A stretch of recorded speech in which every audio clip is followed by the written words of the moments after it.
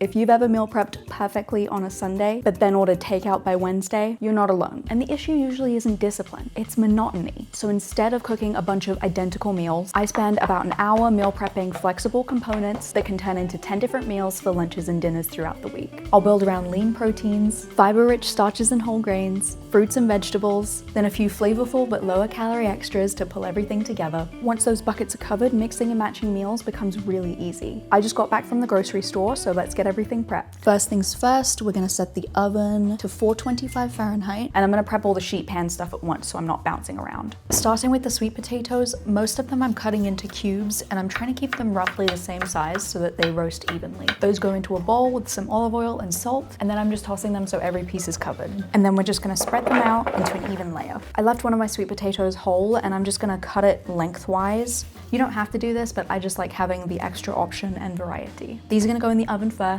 for about 25 to 30 minutes until tender and caramelized. While that's going, I'm gonna move on to the lemon garlic roasted chicken. So I'm drizzling it with olive oil and adding garlic powder, smoked paprika, dried oregano, fresh lemon zest, a squeeze of lemon juice, salt, and pepper. This will go in the oven for about 18 to 22 minutes, depending on the thickness of your pieces. Next up, we have the roasted veggie medley. So I'm chopping broccoli, red pepper, and carrots into bite-sized pieces so they're easy to throw into bowls later. Those go onto a sheet pan with olive oil, garlic powder, dried thyme, a pinch of chili flakes, and salt. Bake for about 20 to 25 minutes. And finally, the crispy lentils. I've drained them and made sure to really dry them off, and I'm gonna toss it with some olive oil, cumin, smoked paprika, garlic powder, and salt.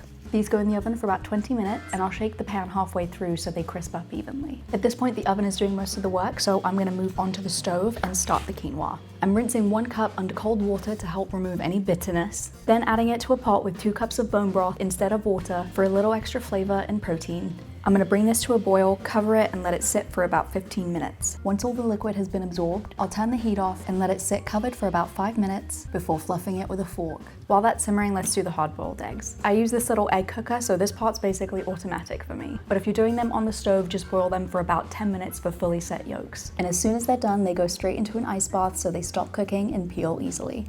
Now that all the cooked components are handled, I'm moving into the quick flavor prep.